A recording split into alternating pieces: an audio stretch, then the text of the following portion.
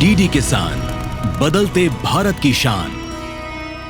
महिला किसान भारत की शान। दम दम दम पर अपने दम पर, दम दम दम पर अपने दम पर। नमस्कार, डीडी किसान पर महिला किसान दिवस पर हमारी इस विशेष प्रस्तुति में आपका स्वागत है। किसी ने कहा है कि जीवन की माटी में सपनों के बीज बोती वो, संघर्षों के स्वेद से संतापों को धोती वो, जहाँ जहाँ वो गिरे पसीना माटी सोना बन निखरी, तप कर अपने श्रम की धूप में दमकी बनकर मोती वो। औरत, नारी, स्त्री शक्ति, जिसकी गोद में ये जीवन किलकारी भरता है, जिसकी मुस्कानों में ये धरती कुछ और मुस्कुराती है। ये मुस्कान कुछ और पावन, कुछ और मजबूत, कुछ और मनमोहक हो जाती है जब वो स्त्री एक किसान बन जाती है, एक अन्नदाता बन जाती है। जब वो अपने घर की दहलीज को पार कर अपने खेत खलिहान का मोर्चा संभाल लेती है, तो वो एक योद्धा बन जाती है जिसने हारना नहीं सीखा। वो एक गायक बन जाती है जो हरियाली के गीत गाती है। वो एक शिल्पकार बन जाती है जो अन्न के दानों से कुछ नया रचने की कोशिश कर रही है। वो एक सशक्त, मजबूत, आत्मनिर्भर भारत की ऐसी तस्वीर बन जाती है जिस पर हर भारतीय को गर्व होता है। आज उसी गौरव की साझा अनुभूति का दिन है। आज उन्हीं हरित नायिकाओं के गीत गाने का दिन है। आज हौसलों की उन्हीं कहानियों के आगे शीश झुकाने का दिन है। तो एक बार फिर से बहुत बहुत स्वागत करते हैं आप सभी का महिला किसान दिवस पर हमारी इस विशेष प्रस्तुति महिला किसान भारत की शान में। हमारे इन महिला किसान नायकों का और बहुत बहुत स्वागत हमारी ड्रोन दीदियों का, बहुत बहुत स्वागत हमारे विशिष्ट अतिथियों का। हमारे साथ doctor US Awasthi MD IFFCO, हमारे साथ हैं doctor Yogendra Kumar MD marketing director IFFCO, और हमारे साथ हैं हमारी दिग्दर्शिका, हमें हमेशा मार्गदर्शन देने वाली हमारे डीडी परिवार की हमारी डीजी मैम सुश्री कंचन प्रसाद जी। आपका हृदय की गहराइयों से सभी अतिथियों का हम स्वागत करते हैं, अभिनंदन करते हैं अपने इस विशेष कार्यक्रम महिला किसान भारत की शान, जहां आज पूरा पश्चिम उत्तर दक्षिण से इंद्रधनुष सजा है हौसलों की कहानियों का, प्रेरणाओं की कहानियों का। तो आइए शुभारंभ करते हैं उद्यमिता की मिसाल जिन्होंने कायम की है, आत्मनिर्भरता की जिन्होंने मिसाल कायम की है। एक एक कर हौसले की वो कहानियां आज आपके सामने आएगी। एक एक कर उन्हें मंच पर आमंत्रित करते हैं एक बार फिर से ऊर्जा से भरी तालियों के साथ। सबसे पहले जिसे कहा जाता है धरती का जन्नत, धरती का स्वर्ग, कश्मीर से ये महिलाएं आपके सामने आ रही हैं, उद्यमिता की मिसाल लेकर बुला रहे हैं अर्चना देवी जी को मंच पर, और साथ ही राधिका रानी जी, आप भी जम्मू कश्मीर के चुनौतियों भरे मौसम में जिन्होंने एक मिसाल कायम की है प्रेरणा की, हौसले की, उन्हें आज हम सबसे पहले मंच पर यहाँ पर बुला रहे हैं। विराजमान हो, बहुत बहुत स्वागत है आप दोनों का इस कार्यक्रम में। तो आज हमारी पहली फार्म लेडी हैं जम्मू कश्मीर के भदरवा के गजोट की अर्चना देवी। अर्चना देवी ने जब अपने आसपास के इलाकों में लेवेंडर के फूलों की खेती करने की ठानी, तो ये फैसला कतई आसान नहीं था। एक तरफ सर्द मौसम की मार थी, तो कहीं घर परिवार की जिम्मेदारियां भी थी, लेकिन उन्हें फूल खिलाने थे, बंजर में हरियाली लानी थी। अर्चना देवी जी, आपकी कहानी कई और महिला किसानों को भी प्रेरित कर रही है।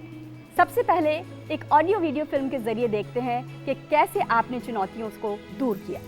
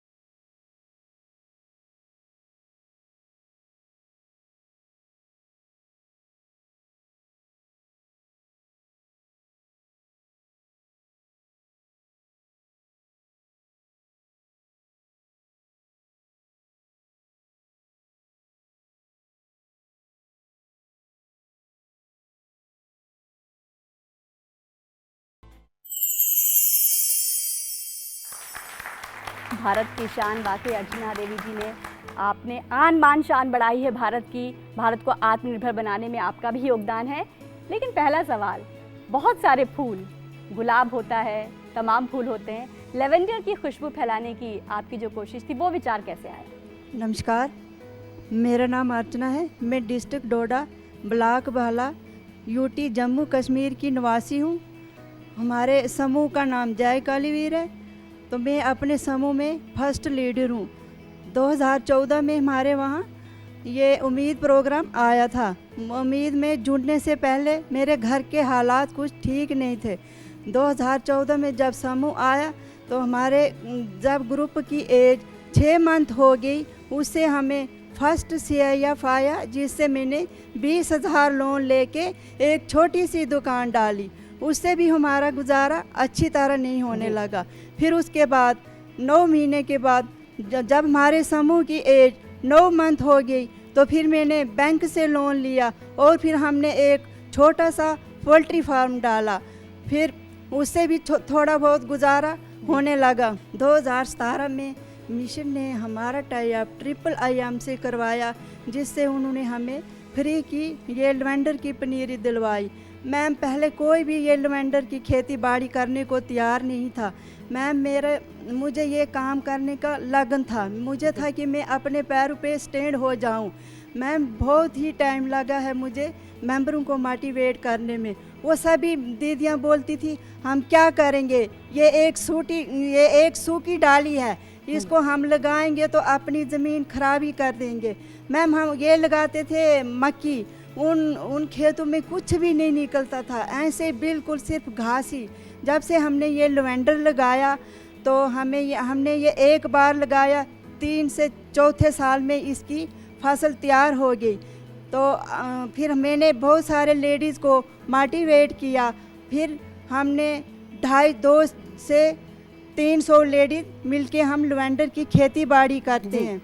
बिल्कुल, तो आप न केवल प्रेरणा हैं अपने परिवार के लिए, अपने आसपास के इलाके के गांव के लिए, बल्कि कई महिला किसानों को आप प्रेरित कर रही हैं। आपकी कहानी जब देश भर की महिला किसान देखती हैं तो उन्हें भी कुछ नया करने का अवसर मिलता है, प्रेरणा मिलती है। राधिका रानी जो बेंगलार गांव से हैं, जम्मू से, वो भी कुछ ऐसी ही कहानी अपने साथ लेकर आई है। और उन्होंने जब अपने आसपास के इलाकों में इन्होंने लेवेंडर का नीला रंग फैलाने की कोशिश की, उन्होंने सुनहरी रंग फैलाने की कोशिश की। किसान के लिए खेती बाड़ी उसके लिए एक तीज त्यौहार की तरह होता है। इस तीज त्यौहार का एक अनुपम रंग होता है हल्दी का रंग, और राधिका रानी अपने आसपास के इलाकों में उसी हल्दी की खेती को कर रही हैं, जैविक खेती को कर रही हैं। लेकिन उसमें कई बाधाएं थीं, क्योंकि आसपास सरहद पर कई बार गोलियों का शोर होता था, मौसम की मार होती थी, और अगर खेती वक्त पर ना की जाए तो ज़मीन के बंजर हो जाने का डर भी था। कैसे ये तमाम डर दूर किए हैं राधिका रानी ने, आइए आपको दिखाते हैं उनकी इस छोटी सी कहानी में।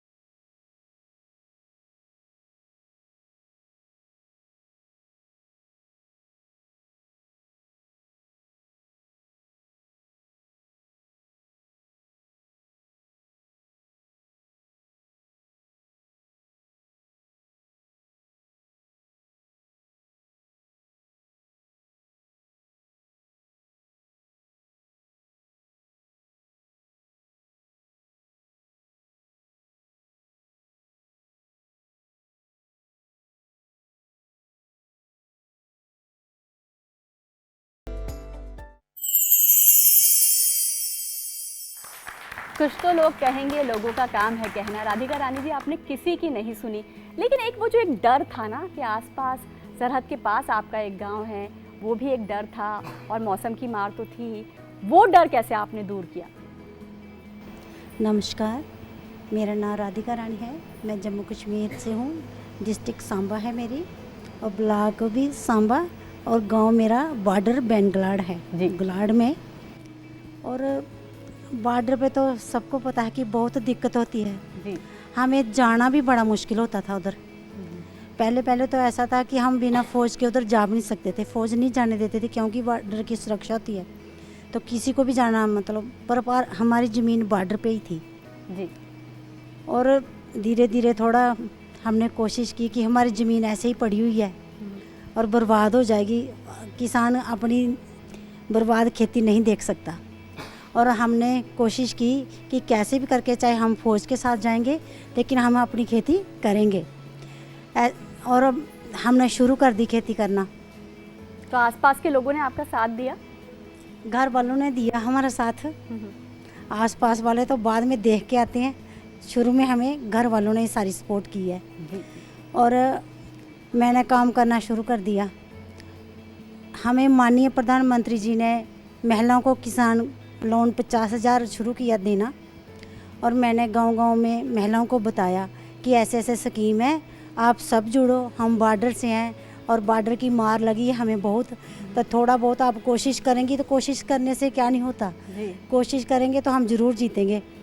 तो जिन बहनों ने मेरे पे विश्वास किया वो तो मेरे साथ जुड़ गई और हमने जब मतलब शुरू किया तो उन्होंने हमें खाली 2 kg हल्दी दी डेमो के लिए।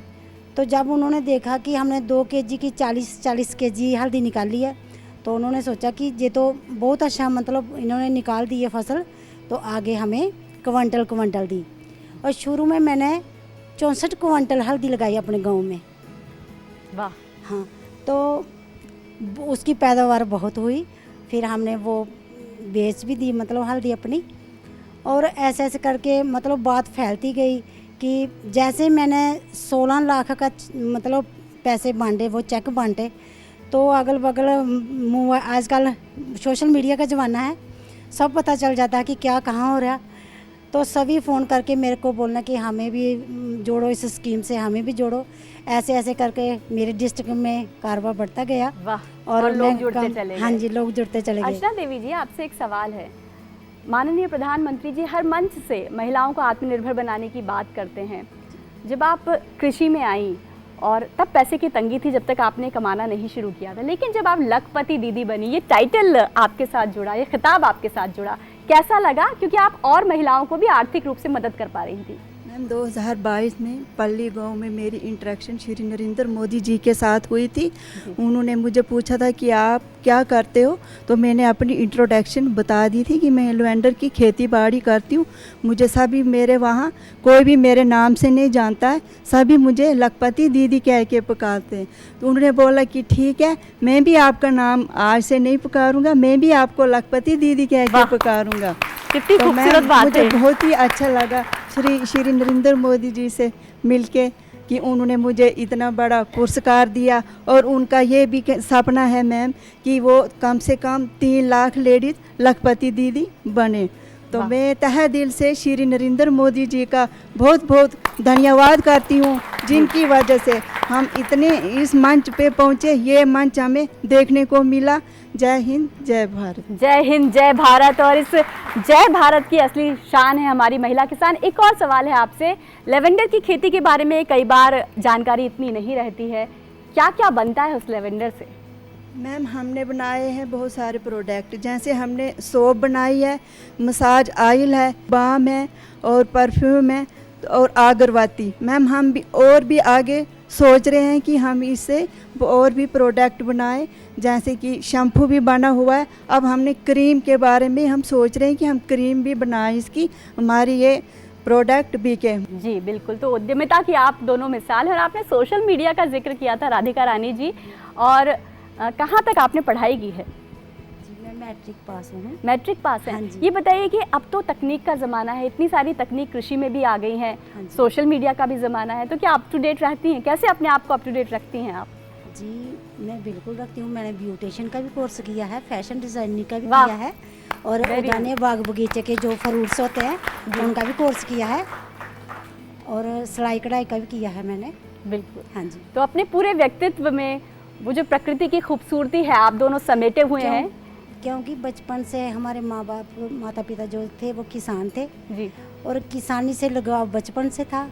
और जब ससुराल में आए वो भी सास ससुर भी किसान थे, हस्बैंड मेरे फौज में थे, लेकिन मुझे अपनी किसान से लगाव था तो मैंने सोचा कि हमारी खेती ऐसे क्यों पड़ी है। मुझे दुख लगता था उस बात का, लेकिन जैसे धीरे धीरे हमने शुरू की तो लोगों ने भी शुरू कर दी।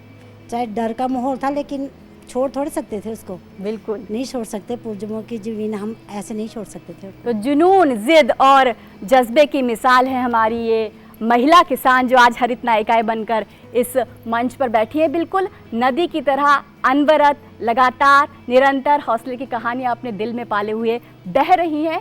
बिल्कुल हमारी भारतीय संस्कृति की नदी की तरह, और संस्कृति की कुछ जलधाराएं आज आप तक भी पहुंचेंगी गीत, संगीत, लोक नृत्यों के माध्यम से।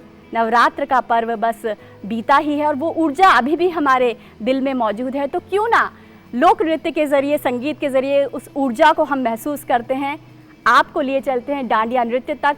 माँ की आराधना में लीन थी सृष्टि और उसी ऊर्जा को आप तक पहुँचा रहे हैं। बने रहिए हमारे साथ, क्योंकि यहाँ पर बह रही है हौसले की कहानियाँ, यहाँ पर बह रही है संस्कृति की नदी महिला किसान दिवस पर इस विशेष कार्यक्रम में।